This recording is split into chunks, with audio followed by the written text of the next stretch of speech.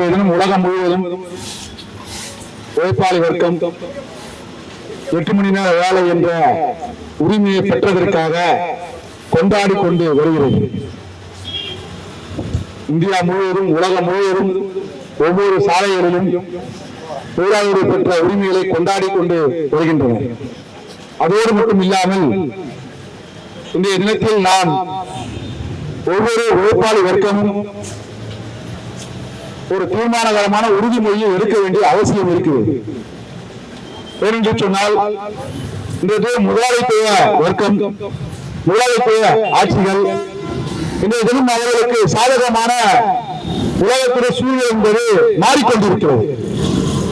நம்முடைய முன்னோர்கள் பெற்றுத்தந்த 8 மணி நேர உரிமை என்பது இன்றைய தினம் கேள்விக்குறியாக மாறக்கூடிய ஒரு நிலை என்பது இருக்கிறது.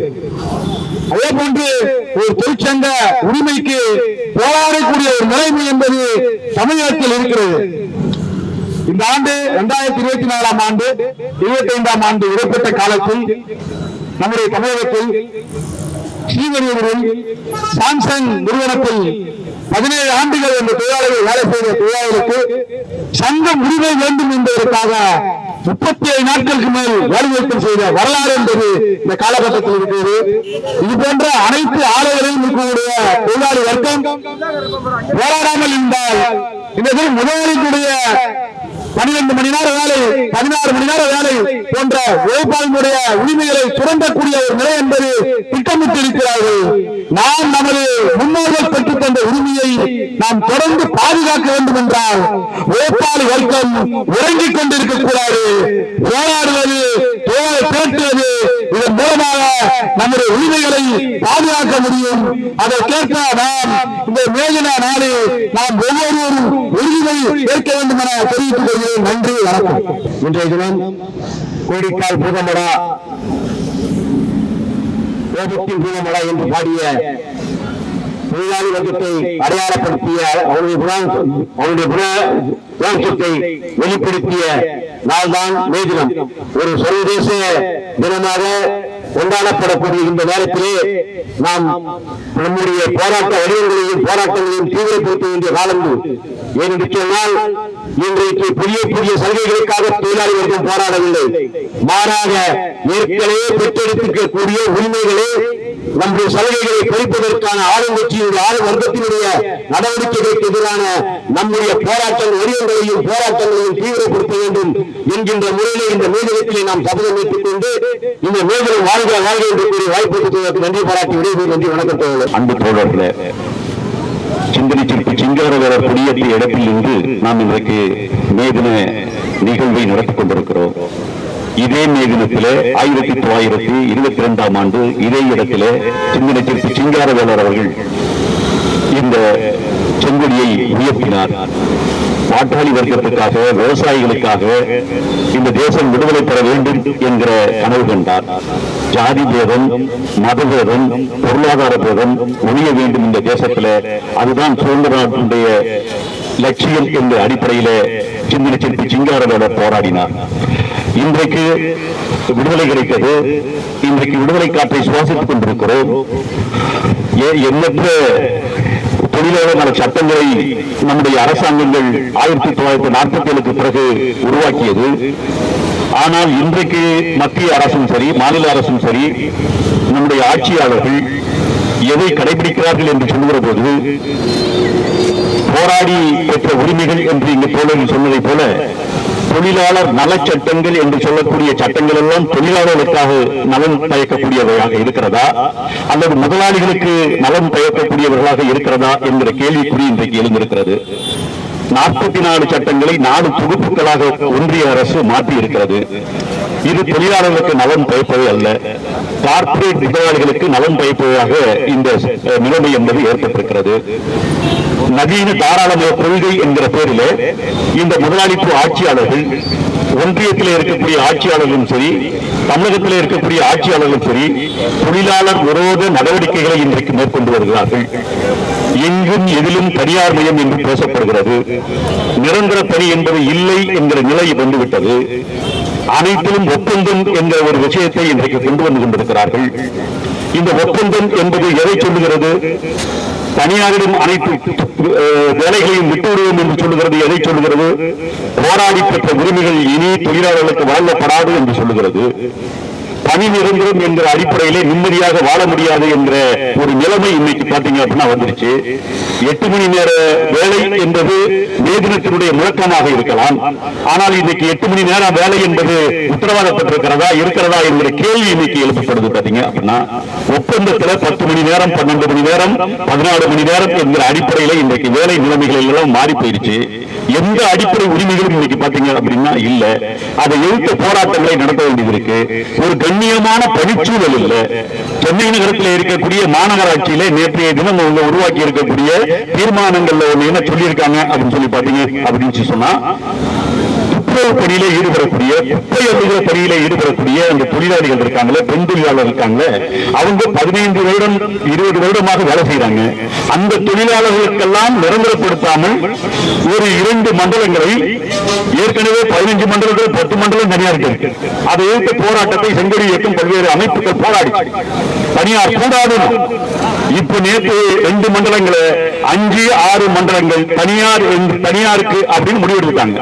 270 கோடி ரூபாய் தனியாருக்கு கொடுக்க போறோம். 9 ஆண்டுகள் அவர்கள் அதில் பணி செய்வார்கள் என்று சொல்றாங்க. வேற யார் வந்து வேலை செய்வா?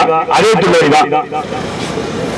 நிரந்தர தொழிலாளிக்கு 25,000 ரூபாய் சம்பளம் அப்படின்னா இவனுக்கு 8,000 ரூபாய் சம்பளம். நிரந்தர தொழிலாளி 8 மணி நேரம் வேலை செய்வான் அப்படின்னா இவன் 12 மணி நேரம் வேலை செய்வான். இவனுக்கு எந்த சட்ட சலுகையும் இல்லை. இந்த பெண்களுக்கு எந்த சட்ட சலுகையும் இல்லை. இன்னும் அதுல வேலை செய்யக்கூடிய பெண்களுடைய கொடுமை என்பது என்ன அப்படின்னா, நேற்றைய முன்தினம் பத்திரிகையில நேரடியாக பத்திரிகை நிருபர்கள் போய் அதுல வேலை செய்யக்கூடிய தெருக்கல்ல சாலைகள்ல கூட்டிக் கொண்டிருக்கக்கூடிய பெருமை பெருக்கிக் கொண்டிருக்கக்கூடிய பெண்கள் தான் அவங்க பேட்டி காண்றாங்க. பாத்தீங்கன்னா இந்த வேகாத வெயில்ல 1 மணி 2 மணிக்கு செஞ்சுட்டு இருக்கல என்ன அப்படின்னு அவங்க சொல்றாங்க. பாத்தீங்க கண்ணீர் கரையாக சொல்றாங்க, எங்களை வேலை வாங்குகிற மேஸ்திரி எங்களை எனக்கு சாதகமா வான்னு கூப்பிடுறான், இனி அட்ஜஸ்ட் பண்ணிக்கேன்னு சொல்றான். அட்ஜஸ்ட் பண்ணா நான் இந்த வேகாத வெயில்ல கஷ்டப்பட வேண்டிய அவசியம் இல்லை. அட்ஜஸ்ட் பண்ணல அப்படிங்கிறதுனால கூடுதலாக வேலை செய்ய வேண்டியது இருக்கு. எங்க நடக்குது? சென்னை நகரத்துக்குள்ள நடக்குது, தலைநகரத்தில் நடக்குது. சென்னை மாநகராட்சி என்று ஒரு பெண் மேயர் அமர்ந்திருக்கக்கூடிய அந்த இடத்துல நடக்குது.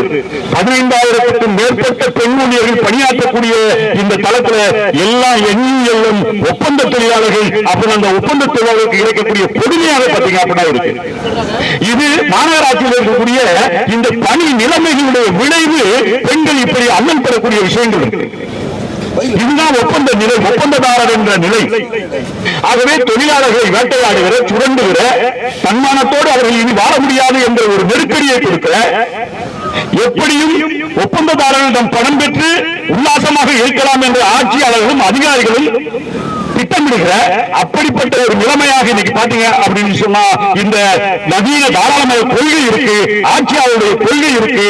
ஆகவே இதை எதிர்த்து தனியார்மயம் கூடாது, தாராளமயம் கூடாது, பொது சொத்துக்களை விற்கக்கூடாது, பொதுத்துறைக்குள்ள நிரந்தர பணி என்பது இருக்க வேண்டும், இந்த கான்ட்ராக்ட் முறை கூடாது என்பதை எதிர்த்து இன்னைக்கு போராடி கொண்டிருக்கிறோம். ஆகவே 139வது மே தினத்தை இந்தியாவிலே கொண்டாடி கொண்டிருக்கிற போது, தமிழகத்திலே கொண்டாடி கொண்டிருக்கிற போது, சென்னை நகரத்திலே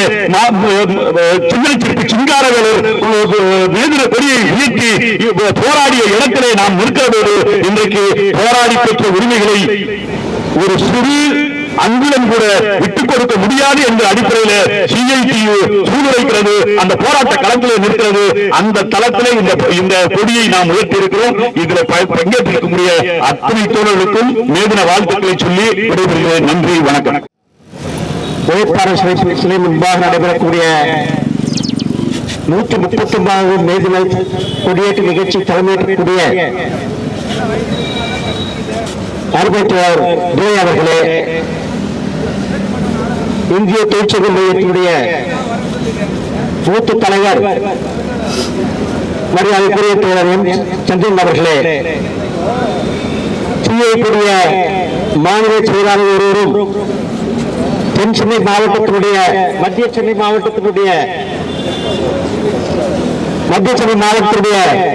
செயலாளர் அறிவித்தவர் திருவேட்டி அவர்களே, மத்திய சென்னை மாவட்டத்தினுடைய தலைவர் அறிவித்தவர் பாலன் அவர்களே, மாநகர போக்குவரத்து சங்கத்துடைய பொதுச் செயலாளர் தயானந்தம் அவர்களே, இந்த நிகழ்ச்சிக்கு தொழிலாக பங்கேற்கக்கூடிய அருமை தோழர்கள் அனைவருக்கும் சிஐடிய மாநில குழு சார்பாக புரட்சி கலந்த மேதின வாழ்த்துக்களை தெரிவித்துக் கொள்கின்றோம். இன்றைக்கு தமிழகம் மட்டுமல்ல, இந்தியா மட்டுமல்ல, சர்வதேச அளவில் தொழிலாளர்களுடைய 8 மணி நேர வேலை, 8 மணி நேர உறக்கம், 8 மணி நேர ஓய்வு என்று சொல்லக்கூடிய அந்த 3 முழக்கத்திற்கு பறைசாற்றும் வகையிலே இன்றைக்கு அகிலம் முழுவதும் செங்கொடிகள் ஏற்று பல்வேறு விதமாக இந்திய நாட்டு தொழிலாளி வர்க்கம், சர்வதேச தொழிலாளி வர்க்கம் கொண்டாடி கொண்டு வருகிறார்கள். அதன் ஒரு பகுதியாக இன்றைக்கு இந்த வரலாற்று சிறப்புமிக்க ஏற்பாடு செய்யும் முன்பாக நம்முடைய மத்திய சென்னை மாவட்டத்தின் சார்பாக இன்றைக்கு கொடியேற்று விழாவில் நடைபெற்றுக் கொண்டிருக்கிறது. எனக்கு முன்னால் பேசிய தலைவர்கள் அனைவரும் இன்றைக்கு இருக்கக்கூடிய மோடி அரசுடைய கொள்கைகளும் அதே போன்று தமிழக அரசுடைய கொள்கைகளும் எவ்வாறு தொழிலாளர்களுக்கு விரோதமாக இருப்பது என்பதை சுட்டிக்காட்டியிருக்கிறார்கள். இன்றைக்கு உலகம் முழுவதும் தீவிர வலதுசாரி அரசியல், அதே போன்று ஏகாதிபத்தியம், ஏகேச்சதிகாரமும் இன்றைக்கு வளர்ந்து வந்து கொண்டிருக்கிறது. குறிப்பாக இன்றைக்கு சர்வதேச அளவில் ஒரு போர் பதட்டம் என்பது ஏற்பட்டிருக்கிறது. அதாவது கடந்த 2.5 ஆண்டுகளாக, 2.5 ஆண்டுகள் மட்டுமல்ல, கடந்த 40 ஆண்டுகளாக பாலஸ்தீனத்திலே அவர் போர் என்பது தொடர்ச்சியாக நடைபெற்று வருகிறது. இன்றைக்கு கூட போர் நிறுத்தம் என்று சொல்லியும் கூட இதற்காக இந்த வாரம் மட்டுமே, கடந்த மாதம் மட்டுமே ஏறத்தாழ 25,000 இளம் தொழிலாளர்களும் இளம் பெண்களும் கொல்லப்பட்டிருக்கிறார்கள். குறிப்பாக போர் என்று சொல்லக்கூடிய அந்த வழிமுறைகளை பின்பற்றாமல் பொதுமக்கள், அதே போன்று பெண்கள், இளம் பெண்கள், மருத்துவமனைகள், கல்வி சாலைகள் என அனைத்து இடங்களிலுமே அமெரிக்க துணையோடு இஸ்ரேல் அரசு என்பது, இஸ்ரேல் ராணுவம் என்பது இன்றைக்கு பல்லாயிரக்கணக்கான குழந்தைகள், பொதுமக்களை கொலை செய்து கொண்டிருக்கிறார்கள். அதே போன்றுதான் உக்ரைன் நாட்டில் அமெரிக்க ராணுவ உதவியுடன் உக்ரைன் அரசு என்பது தொடர்ச்சியாக ரஷ்யா மீது போர் தொடுப்பது என்று நடந்து கொண்டிருக்கிறது. ரஷ்யா மட்டுமல்ல, உக்ரைன் மட்டுமல்ல, பாலஸ்தீன் மட்டுமல்ல, லிபியா, சிரியா, ஏமன், ஈரான் என்று சொல்லக்கூடிய பல்வேறு நாடுகளில் இன்றைக்கு போர் என்பது மூன்று கொண்டு நடைபெற்றுக் கொண்டிருக்கிறது. பல்லாயிரக்கணக்கான தொழிலாளர்கள், பெண்கள் மடிந்து கொண்டிருக்கிறார்கள். போரில் மடிவது மட்டுமல்ல, அதனுடைய தாக்கம் என்பது தன்னுடைய வாழ்வாதாரத்திலும் அதே போன்று வாழ்க்கையிலும் பொருளாதாரத்திலும் பாதித்துக் கொண்டிருக்கிறது. இதற்கெல்லாம் காரணம் தன்னுடைய ராணுவ தளவாடங்களை, ராணுவ வியாபாரத்தை உயர்த்துவது, மேம்படுத்துவது என்பதற்காகத்தான் இன்றைக்கு அமெரிக்க ஏகாதிபத்தியம் தொடர்ச்சியான பல்வேறு விதமான தாக்குதல்களுக்கு உதவி செய்து கொண்டிருக்க நாம் பார்க்கின்றோம். அது மட்டுமல்ல தோழர்களே, நம்முடைய இந்தியாவில் கடந்த வாரம் என்பது ஒரு துக்க நிகழ்வு. தீவிரவாத தாக்குதல் என்பது இந்தியாவில் இருக்கக்கூடிய காஷ்மீரிலே நடந்து முடிந்தது. 28 அப்பாவி மக்கள் கொல்லப்பட்டிருக்கிறார்கள். 2014 முதல் 2024 வரை நான் தீவிரவாதத்தை அடக்கிவிட்டேன். தீவிரவாதம் என்பது முக்கியமாக இந்தியாவில், குறிப்பாக காஷ்மீரத்திலிருந்து தகர்க்கப்பட்டு விட்டது என்று சொல்லக்கூடிய அந்த மோடி அரசு 2016 முதல் பார்த்தோம் என்று சொன்னால் ஏராளமான தாக்குதல் என்பது, ஆண்டுக்கு ஒரு தாக்குதல், தீவிரவாத தாக்குதல் என்பது நடைபெற்றது நாம் பார்க்கின்றோம். இதற்கெல்லாம் காரணம் யார் என்று பார்க்கின்ற போது எதேச்சதிகாரம் என்று சொல்லக்கூடிய வலது தீவிரவாத அரசியல் என்றுதான் நாம் பார்க்கின்றோம். இவர்களால் தீவிரவாதத்தை ஒழிக்க முடியாது. காரணம் இவருடைய கொள்கை, நாக்பூரில் இருக்கக்கூடிய RSS கொள்கை மதவாதத்தை தூண்டுவது, மதவெறியை தூண்டுவது. அது மட்டுமல்ல தோழர்களே, மலைவெளிக்கு ஏறால் நாம் பார்த்துக்கிறோம். 1992 என்ன நடந்தது என்பதை பார்த்திருக்கிறோம். சிறுபான்முறை கொள்வது ஸ்டேன்ஸ் பாதிரியார் முதல் கொண்டு சமீபத்தில் நடைபெற்ற தீவிரவாத அந்த தாக்குதல் வரை அனைத்துக்குமே காரணம் என்பது நமக்கு எல்லாருக்குமே தெரியும். இதையெல்லாம் நடத்திவிட்டு நான் தீவிரவாதத்தை ஒழிப்பேன் என்று சொல்லக்கூடிய அந்த அரசுக்கு நாம் பாடம் புகட்ட வேண்டும். மக்களை திரட்ட வேண்டும், தொழிலாளர் திரட்ட வேண்டும். ஒவ்வொரு முறையும் நாம் தொழிலாளர் திரட்டுகிற பொழுது கடந்த 1992 ஏறத்தாழ 21 வேலை நிறுத்தம் என்பது நடைபெற்று வருகிறது. இந்திய நாட்டில் தொழிலாளி வர்க்கம் தொடர்ச்சியாக வேலை நிறுத்தம் என்பது நடத்தி கொண்டு வருகிறது. ஒவ்வொரு வேலை நிறுத்தத்திற்கும் பல கோடிகள் என்பது தொழிலாளர்கள் அதிகரித்து வருகின்றார்கள். கடந்த வேலை நிறுத்தத்தில் 2 நாள் வேலை நிறுத்தம் நடைபெற்ற கிட்டத்தட்ட 35 கோடி தொழிலாளர்கள் அந்த வேலை நிறுத்தம் பங்கேற்றிருக்கிறார்கள்.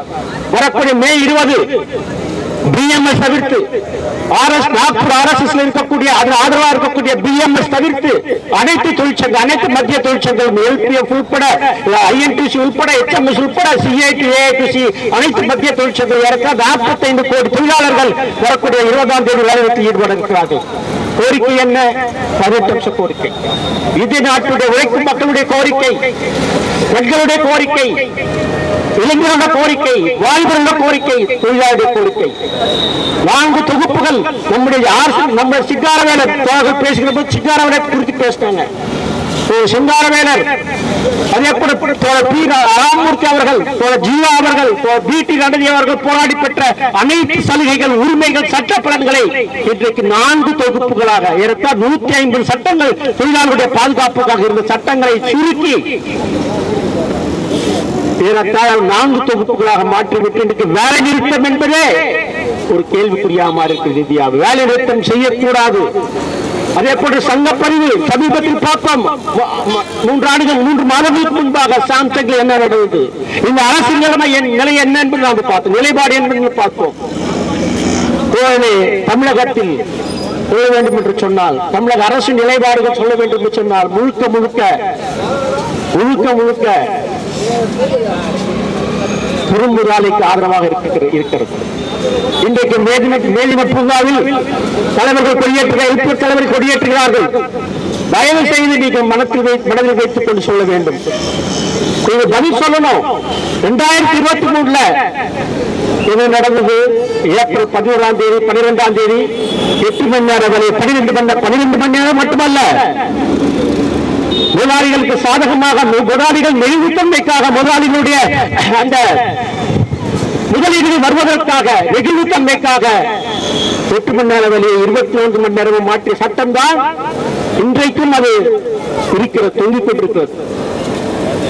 அதே போல சங்கப்பதிவு, அதாவது இது எல்லாமே இந்த தொழிலாளர் சட்டங்கள் என்பது ஏற்கனவே இருக்கக்கூடிய சட்டங்களை அமுல்படுத்தாமல் தொழிலாளர் தொழிற்சங்க பதிவு சாம்சங் அதான கேட்டாங்க. 1500 தொழிலாளர் என்ன கேட்டாங்க?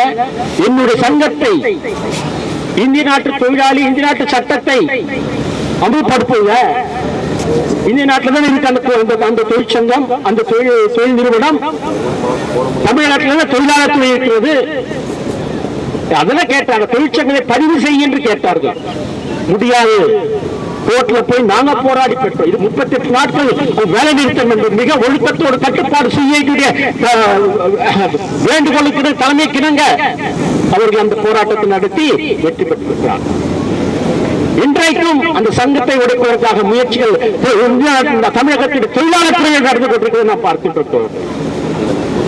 அது மட்டுமல்ல, நேற்றே முன்தினம் போன வாரம் ஒவ்வொரு, அதாவது நீங்க இந்த அரசு பதவியேற்றங்களில் பார்த்தீங்கன்னா 2023 ஒரு 8 மணி நேர சட்டத்தை அதாவது திருத்தினாங்க.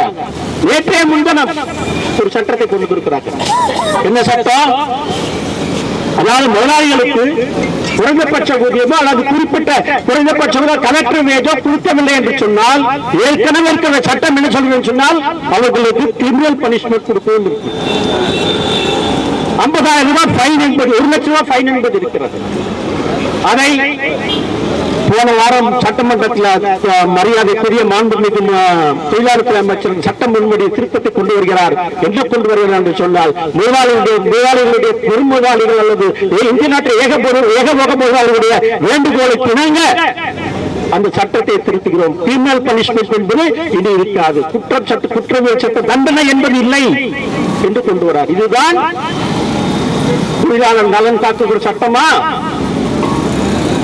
நீங்களே புரிந்து கொள்ள வேண்டும். இது யாருடைய ஆட்சியில், எந்த ஆதரவாக ஆட்சியில் இருக்கிறது என்று நாம் பார்க்க வேண்டும். கார்பரேட்டுகளுக்கு ஆதரவாக சொல்றாங்க, எங்களுக்கு முதலீடு வர வேண்டும் என்று சொன்னால் இந்திய நாட்டு சட்டத்தை நாம் அமல்படுத்த வேண்டியதில்லை என்று சொல்கிறார்.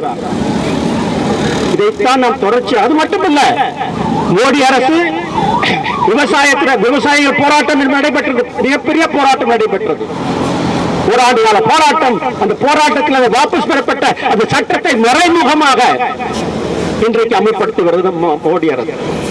அதனுடைய கோரிக்கையை வைத்தும் 4 தொகுப்புகளை முழுமையாக அகற்ற வேண்டும் என்று வலியுறுத்தியும், அதே போன்று வேலை வாய்ப்பு முழுமையாக நீ சொன்ன 2 கோடி பேருக்கு வேலை வாய்ப்பு தரேன்னு சொன்ன அதையும் தர வேண்டும்.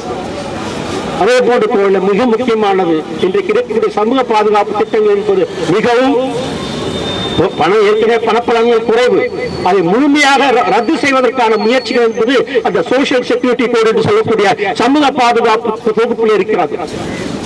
அது மட்டுமல்ல, பிஎஃப் பணம் கட்டவில்லை என்று சொன்னால் தண்டனை என்பது இருக்கிறது. போன வாரம் பாருங்க, ஒவ்வொரு ஆண்டும் தொழிலாளருக்கு விரோதமாக சட்டத்தை மறைமுகமாக யாருக்கும் தெரியாமல் சட்டத்தை அமல்படுத்திக் கொண்டிருக்கிறார். பொதுவெளியில் வரவில்லை இதுவரைக்கும். பிஎஃப் பணத்தை கட்டவில்லை என்று சொன்னால் முதலாளிகளுக்கு உரிய தண்டனை என்பது இருக்கிறது, அதற்கான பிஎஃப் சட்டம் என்பது இருக்கிறது. அந்த சட்டத்தை மாற்றுவதற்காக, திருத்துவதற்காக பிஎஃப் பணத்தை அரசே கட்டுவதற்கு, யாருக்காக, நிறுவனத்திற்காக அரசு கட்ட வேண்டும் என்ற ஒரு திருத்தத்தை கொண்டு வருகிறார். அப்படின்னா யாருக்கான அரசு இது என்பதை நீங்க புரிந்து கொள்ள வேண்டும். இதைத்தான் நம்முடைய பல்வேறு தலைவர்கள், மா சிங்காரவேல் உட்பட பல்வேறு தலைவர்கள் நம்முடைய போராடிப்பட்ட சுதந்திர அந்த உரிமையை நாம் பாதுகாக்க வேண்டும் என்று சொல்லித்தான் இன்றைக்கு நாம் கவனம் ஏற்க வேண்டும் என்று சொல்லிக்கொண்டு பேச வாய்ப்பு நன்றி கூறி விடுவதையும் நன்றி எனக்கு போகிறேன்.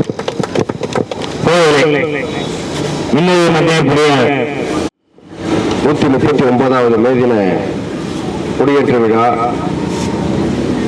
தலைமை தாங்கி நடத்திக் கொண்டிருக்கக்கூடிய போக்குவரத்து சம்மேளனத்தினுடைய மாநில துணைத் தலைவர் துரை அவர்களே, இந்திய தொழிற்சங்க மையம் மத்திய சென்னை மாவட்டத்தினுடைய மூத்த தலைவர்களில் ஒருவரான சந்திரன் அவர்களே, இந்த நிகழ்ச்சி சிறப்பு செலுத்த வந்திருக்கக்கூடிய இந்திய தொழிற்சங்க மையத்தினுடைய தலைவர் மத்திய சென்னையினுடைய தலைவர் தயாளன் அவர்களே, மத்திய சென்னையினுடைய மாவட்ட செயலாளர் திருவேட்டை அவர்களே, மாநகர் போக்குவரத்து சம்மேளனத்தினுடைய பொதுச் செயலாளர் தயாளன், இந்த நிகழ்ச்சியினை கலந்து கொண்டமைக்கு நெஞ்சார்ந்த நன்றியினை தெரிவித்துக் கொள்கிறோம். உங்கள் அனைவருக்கும் மே தின புரட்சிகரமான வாழ்த்துக்களை தெரிவித்துக் கொள்கிறோம். நன்றி.